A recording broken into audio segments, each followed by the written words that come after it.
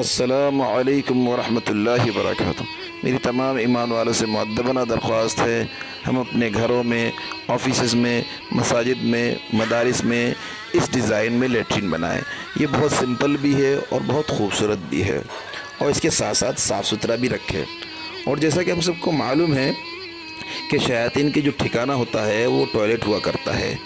اب حسب ضرورت ہمیں کیا کرنا پڑتا ہے؟ اٹیچ لیٹرین باتھ روم بنانا پڑتا ہے، گویا کہ ہم نے اپنے گھر کے قریب ہی ان کو ٹھکانہ دے دیا۔ اب ضرورت بھی ہے۔ اب شیاطین سے بچنے کا علاج کیا ہے؟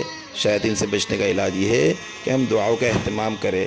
جانے سے پہلے دعا پڑھے، اللہم انی اعوذ بک من الخبث والخبائث، اور نکلتے وقت کیا پڑھے؟ غفرانک الحمدللہ الذی اذھب عنی العذا وعافانی۔ اور پھر سر پہ ٹوپی پہن کے جائے، مستورات، سر پہ دوپٹہ ہو۔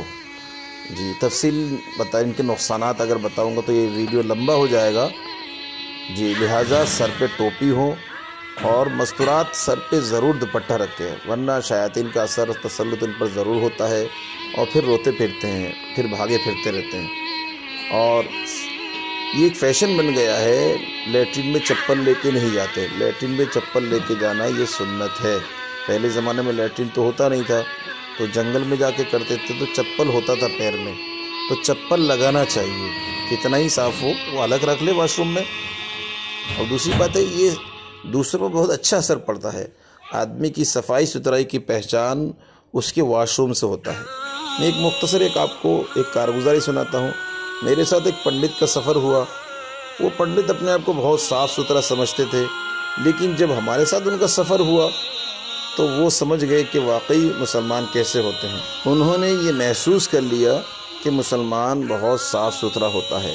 حالانکہ انہوں نے سفر میں دیکھا، سفر میں میرا یہ معمول ہوتا ہے، جہاں بھی جاتا ہوں وہاں کا جو مینجمنٹ ہوتا ہے ان سے میں کہتا ہوں کہ بھائی لیٹرین وغیرہ مجھے صاف چاہیے، اور پھر میں چیک کرتا ہوں، پھر جا کے ان کو کمپلین کرتا ہوں۔ اس کے بعد ان کے لیے آسانی بھی پیدا کرتا ہوں، میں خود صفائی کر لیتا ہوں، اور پھر صفائی کرنے میں جو بھی احتیاط برتنی ہوتی ہے اس کو میں برتتا ہوں۔ تو اس احتیاط برتنے کا نتیجہ یہ ہوا کہ وہ غیر ایمان والے جو پنڈت میرے ساتھ تھے وہ کہنے لگے، بھائی میں تو مسلمانوں کو بہت گندا سمجھتا تھا، لیکن آپ کے فعل سے مجھے معلوم ہوا کہ آپ مسلمان تو بہت صاف ستھرا ہوتے ہیں۔ میں نے کہا بالکل یقینی بات ہے، ہمارا اسلام میں تو صفائی کو آدھا ایمان بتایا ہے، الطہور شطر ایمان۔